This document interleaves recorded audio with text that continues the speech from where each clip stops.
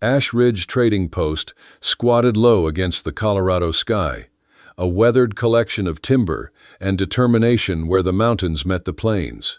Travelers passing through hardly noticed the pregnant young woman standing with iron cuffs biting into her wrists, her eyes fixed on the packed earth beneath her feet.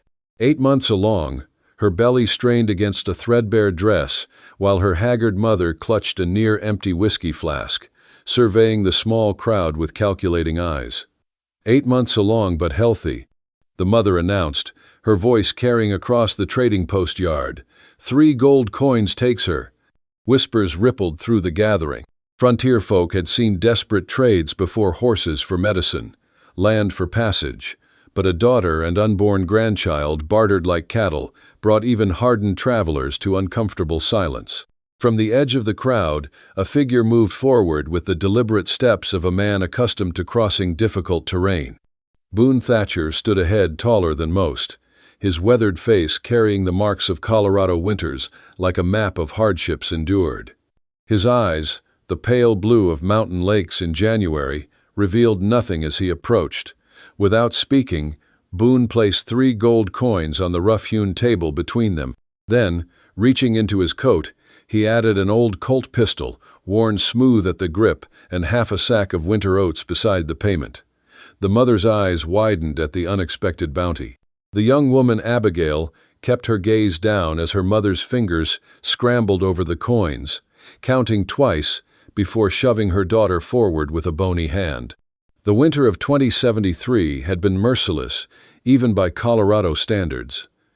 I recall how the snowdrifts climbed higher than cabin windows and stayed till April that year. Such times leave widows and orphans at the mercy of circumstances cruel as the frost itself. Good folk turned desperate when food stores dwindled. Bad folk turned worse. Abigail Whitlow once knew better days. Daughter to the settlement's schoolteacher, she'd grown up with books and learning, while other frontier children wrestled calves and chased chickens. Her father's sudden death left debts that swallowed their small homestead whole, leaving nothing but bitter memories and unpaid promises. Her mother took to the bottle like it held salvation instead of ruin. Each passing month hardened the woman further, until she viewed her daughter's misfortune as currency to be spent.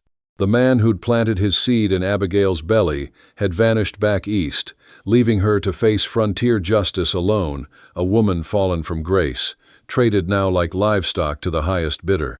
Unlike previous men who'd considered the purchase, Boone didn't grab Abigail's arm or inspect her teeth.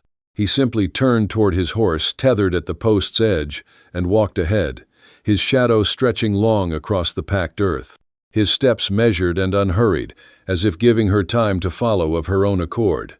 "Best break her spirit quick," the mother called after him, pocketing the coins. "She's got schooling notions that need beating out." Boone never turned back, never acknowledged the crude advice floating behind him like tobacco smoke.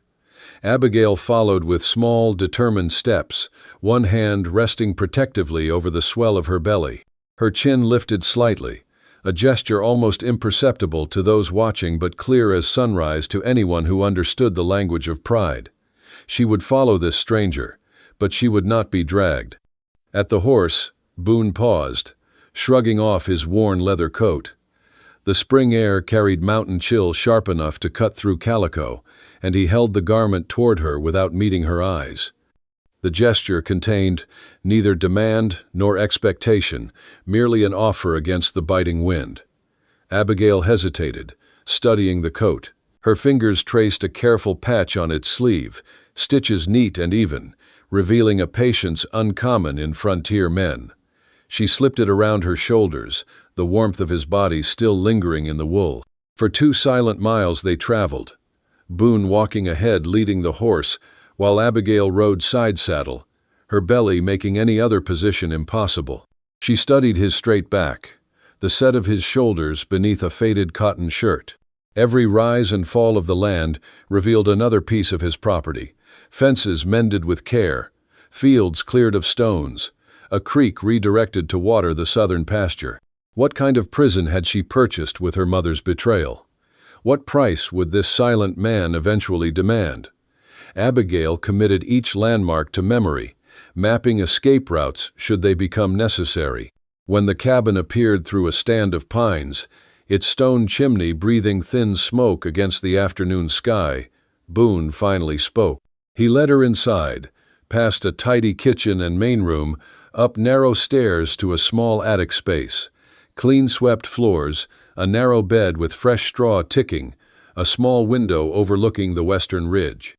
Most surprising was the door solid pine with a sliding bolt on the inside. "No one will touch you here," Boone said, his voice low and rough from disuse. "Not even me." He closed the door quietly behind him, his boots creaking down the stairs, leaving Abigail alone with the sound of wind through pine boughs and the child shifting beneath her heart. The cabin stood like an island amid a sea of pines, neither grand nor mean, just sturdy against Colorado's fickle moods. Rough-hewn logs fitted tight against winter winds, and a stone hearth dominated the main room where flames licked hungrily at split pine. Each piece of furniture spoke of patient hands chairs with seats worn smooth from years of sitting, a table bearing knife scars from countless meals, shelves lined with jars labeled in careful script. Abigail traced her fingers along the worn banister, leading to her attic sanctuary. The sloped ceiling made her bend at the edges, but the space held unexpected mercies. A narrow bed with fresh straw ticking that crackled when she sat, a quilt patched from fabric scraps telling stories she couldn't read, a wooden brush with several teeth missing, and a Bible whose pages felt soft as doeskin from years of turning.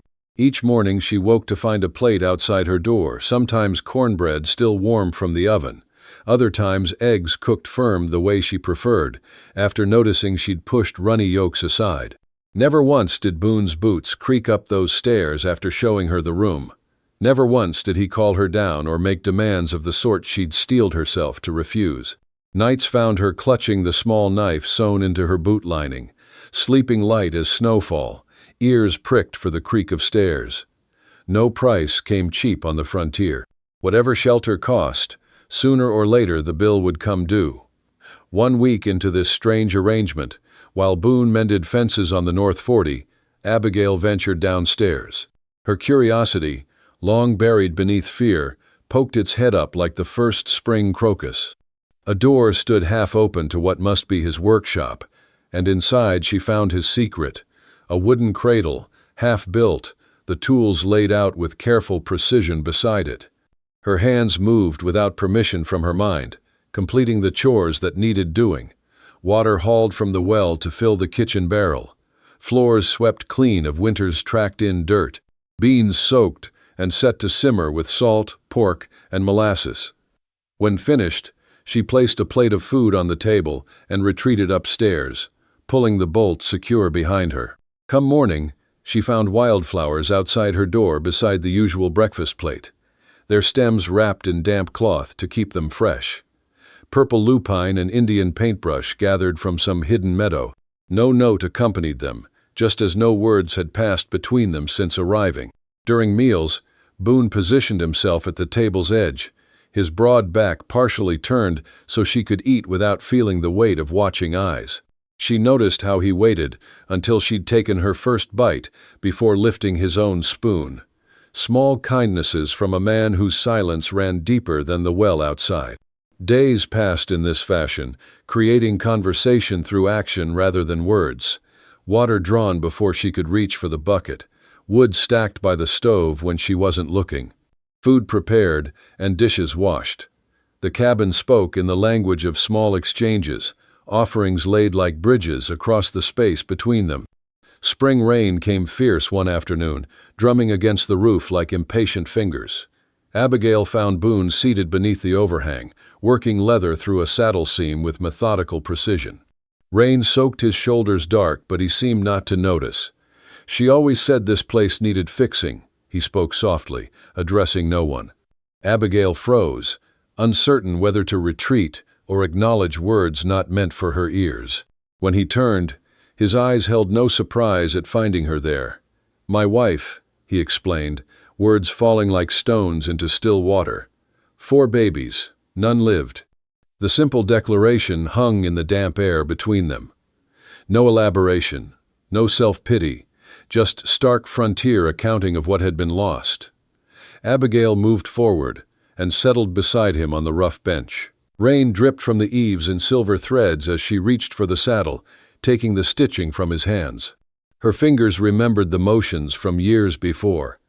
"I was a doctor's assistant before Father died," she offered, the words strange after so much silence. First words spoken since arriving. First piece of herself surrendered voluntarily. Boone watched her work, neither accepting nor refusing her help. Something shifted between them then, not trust exactly, but recognition. Two people carrying wounds, shaped different but equally deep. Two survivors who understood that some pains went beyond telling. The rain continued falling, but they remained dry beneath the overhang, passing the leather back and forth without speaking. Sometimes wounds heal better in silence than under the weight of too many words. I've seen many a hardship cross these mountains over the years, watched men and women break under burdens lesser than those these two carried.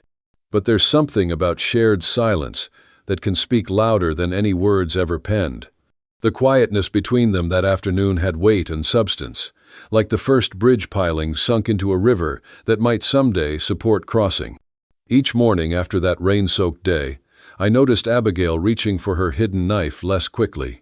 What frightened her more now wasn't the thought he might hurt her, but the dangerous possibility she might begin to hope again. Frontier folk know hope costs dear, sometimes more than a body can afford to pay. Abigail had just finished hanging the last of the washing when the visitor arrived. The clip-clop of horse hooves announced company long before the rider crested the hill, giving her time to smooth her dress over her swollen belly and gather her composure. Strangers were rare as rainfall in August out here, though Abigail reckoned that after 2 months at the cabin, she remained the strangest sight on Thatcher land. The woman who dismounted moved with the confidence of one who knew her place in the territory. Tall and rail-thin, with eyes that missed nothing, she wore a somber black dress despite the spring warmth. Her hat pins gleamed like tiny spears in the sunlight. "So it's true then," the woman called out, her gaze fixed on Abigail's belly. "Boone Thatchers replaced ghosts with strays." The words landed like stones. Abigail's hands instinctively moved to shield her child from the woman's sharp stare. "Delilah Rusk," the woman announced, not waiting for welcome. "I midwifed half the territory into this world." Her eyes narrowed. "Though I don't recall attending your beginnings, girl." Boone emerged from the barn, wiping his hands on a rag. His face betrayed nothing as he approached, but Abigail noticed how his shoulders squared against the intrusion. "Mighty peculiar business, Thatcher," Delilah continued, voice carrying across the yard. "Town's wondering if you've lost your senses, taking in damaged goods." She gestured toward Abigail with a flick of her gloved hand. "After what happened with your Martha, folks figured you'd learned your lesson about cursed bloodlines." Abigail felt the color drain from her face. The woman's words confirmed what she'd suspected. Boone's silence carried stories he hadn't shared.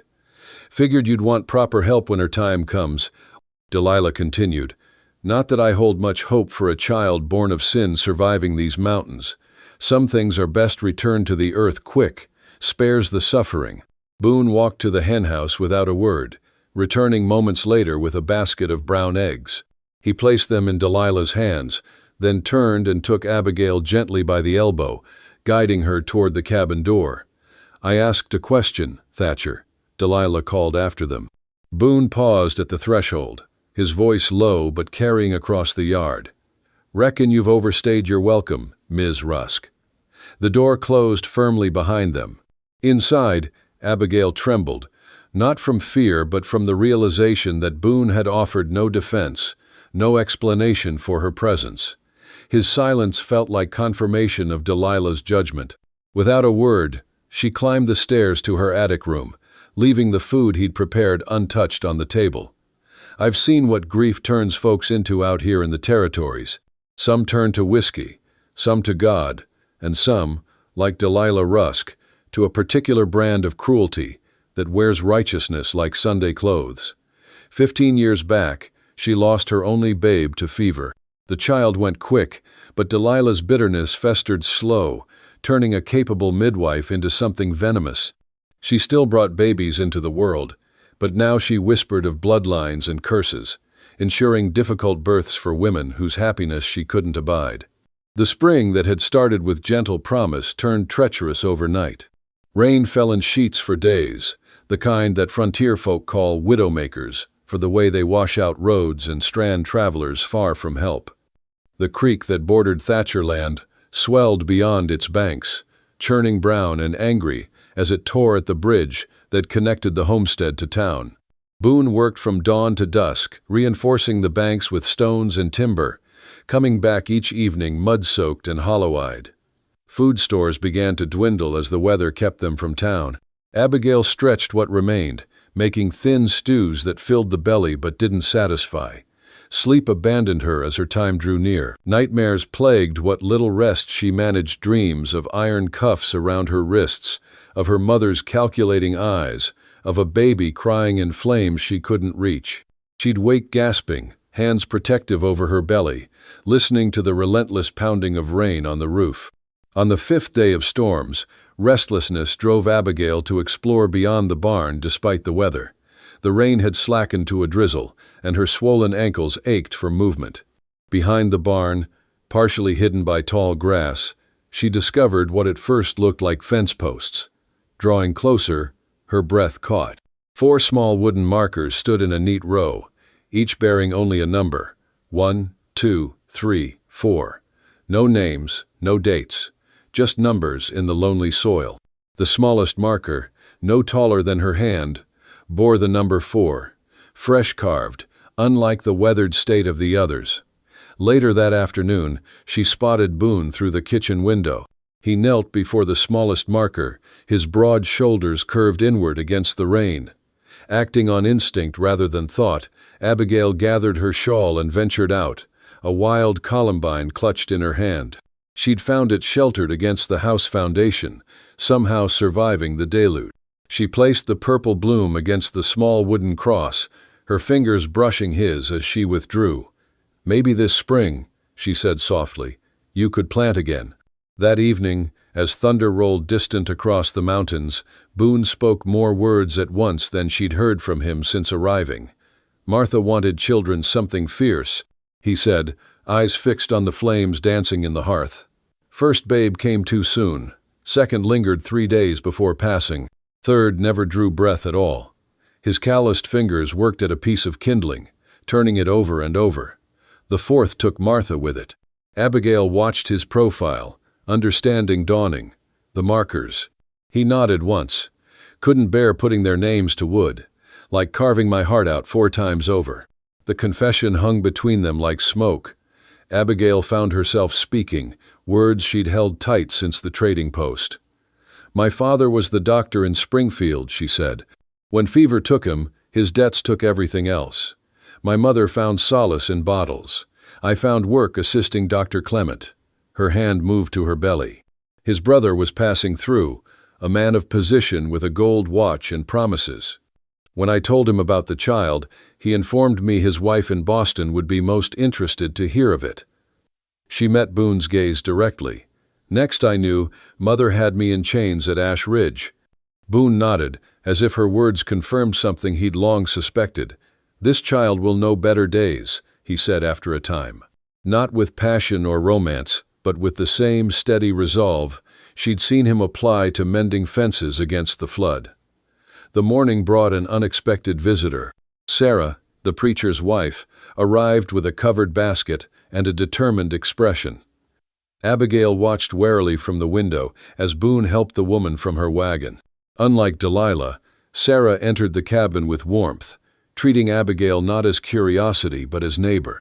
She unpacked her basket, revealing dried herbs, clean linens, and a small wooden box containing birthing tools. "Thought you might need these soon," she said, arranging the supplies on the table. "First babes often come early, especially after a fright." Abigail's surprise must have shown on her face, for Sarah smiled gently. "Not everyone in town shares Delilah's view of things. Some of us remember how the good Lord treated those in need." As she prepared to leave, Sarah squeezed Abigail's hand. "Delilah's been spreading talk that the child is cursed. Says Boone's been bewitched by a fallen woman." Her eyes were kind but serious. "Not all of us believe poison over truth. Send word when your time comes." Abigail watched from the porch as Sarah's wagon disappeared down the muddy track. The sky to the west had taken on a strange color, not the blue of clearing, nor the gray of continued rain. As she squinted against the fading light, she realized with a start that it wasn't clouds rolling down from the ridge, but smoke thick and dark, moving fast on the wind. The door behind her crashed open. Boone stood there, face grim, a canvas sack already in hand. "Fire," he said tersely. "Wind's pushing it fast. We need to move now." Boone moved with the quiet efficiency of a man who'd faced disaster before. His hands worked steady as drumbeats, gathering supplies while his voice laid out instructions clear as mountain water. Creek path runs southeast behind the woodshed. Stone cellars built into the hillside where 3 pines grow twisted together, he explained, wrapping bandages and dried herbs in oilcloth. "Built it years back for times like this." Abigail watched his movements, memorizing each gesture as he soaked blankets in water barrels.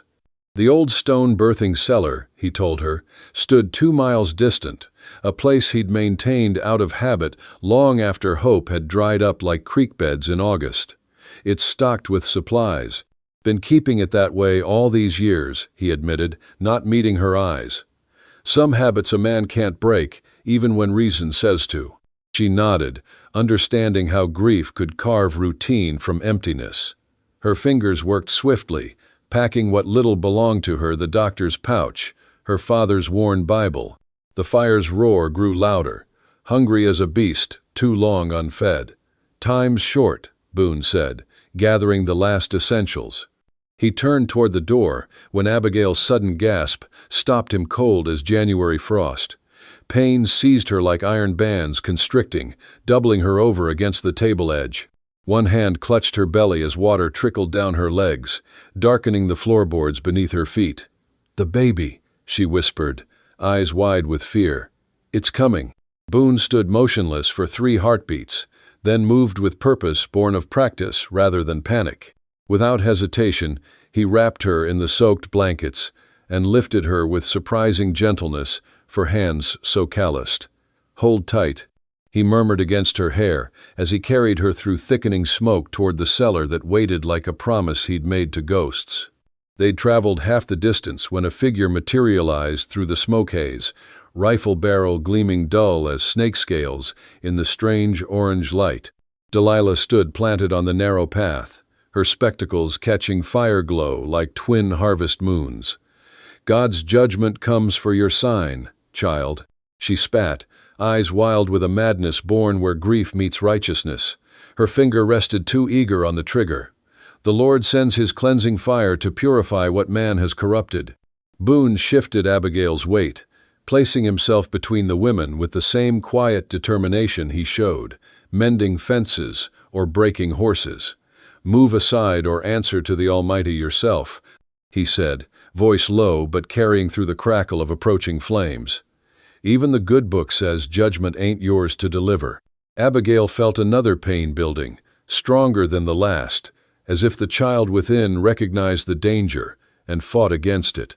Her waters broke fully then, soaking through the blankets and splashing upon the earth between them. Delilah's face twisted in superstitious horror. She stumbled backward, crossing herself with trembling hands before turning to flee into the smoke like a specter banished by dawn's first light. "I thought I knew pain from mother's beatings and men's cruelties. But this fire in my belly feels like judgment and mercy twisted together, this child fighting to be born while the world burns around us." They reached the stone cellar just as the next contraction seized Abigail with teeth sharper than any beast of the Colorado wilds. Boone kicked the weathered door open with his boot heel, carrying her inside where cool darkness offered temporary sanctuary from the fire-bright world outside. His hands worked steady, lighting lanterns that cast amber shadows across stone walls as he arranged her on a simple pallet.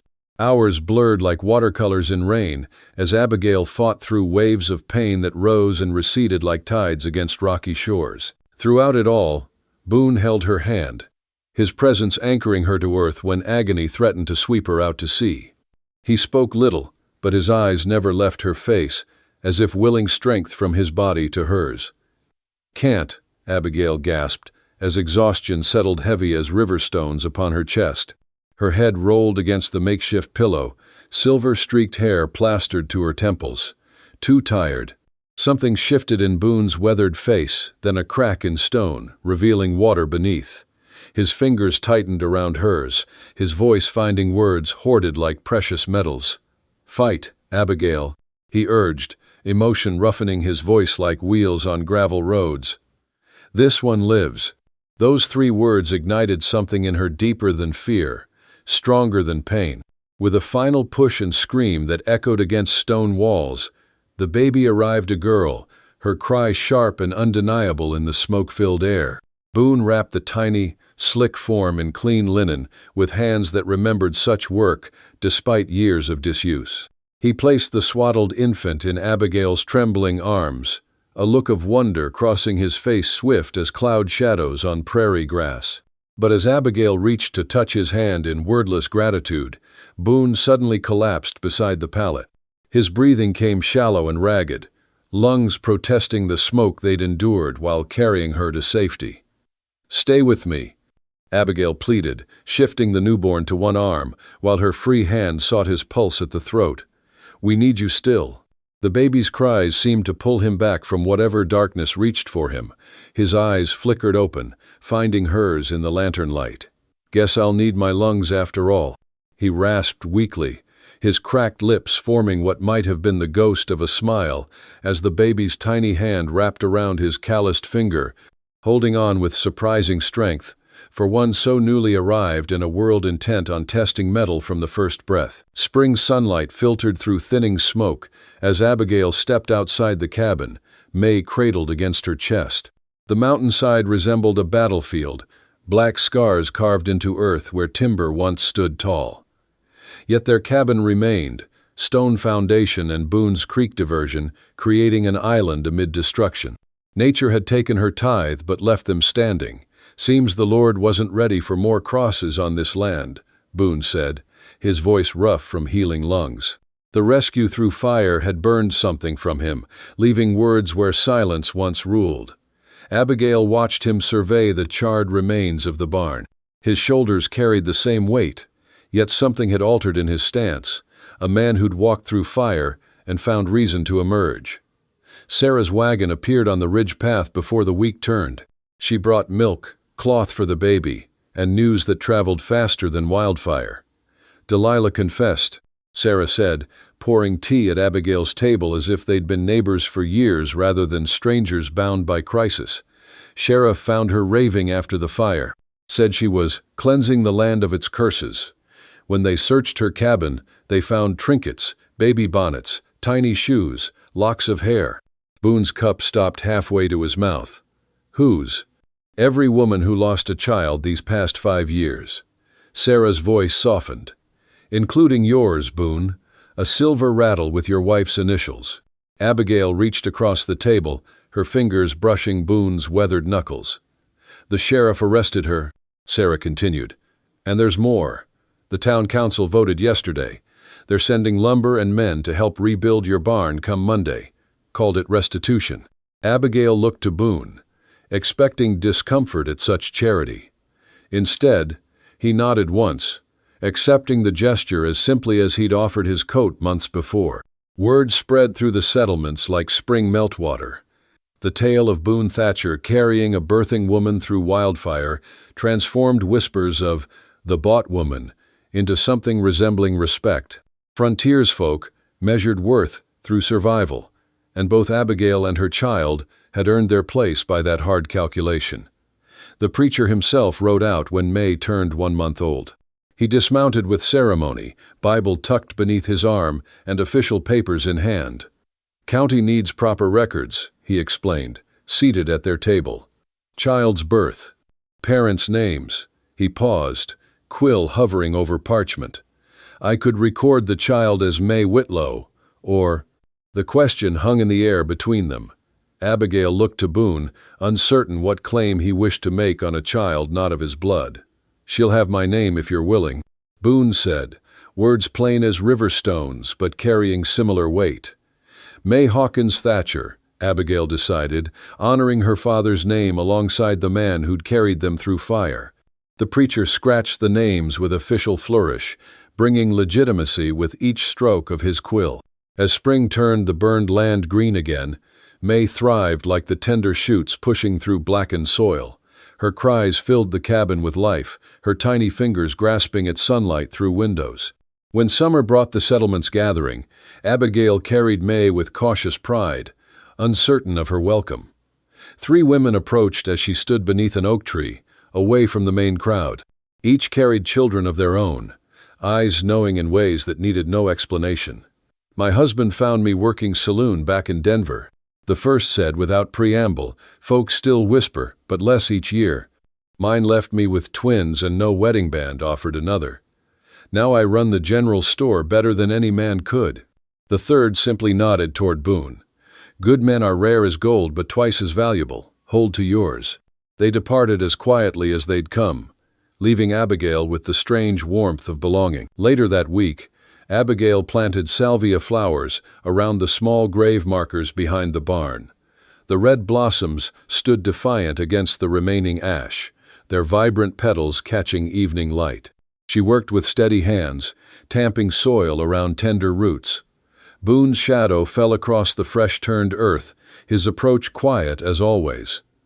"These will come back stronger each year," she explained without turning. "Even after frost, some plants need fire to truly thrive." He nodded, understanding more than just gardening wisdom in her words.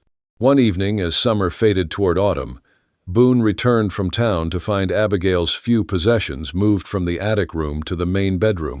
She stood in the doorway, uncertainty warring with determination in her stance. "A proper family shares walls, not just land," she said, her voice steady though her hands trembled slightly. That night they sat side by side on the porch, May sleeping in a basket between them. Stars emerged in the vast Colorado sky, pinpricks of light against gathering darkness. Neither spoke for long minutes, the comfortable silence of people who've weathered storms together.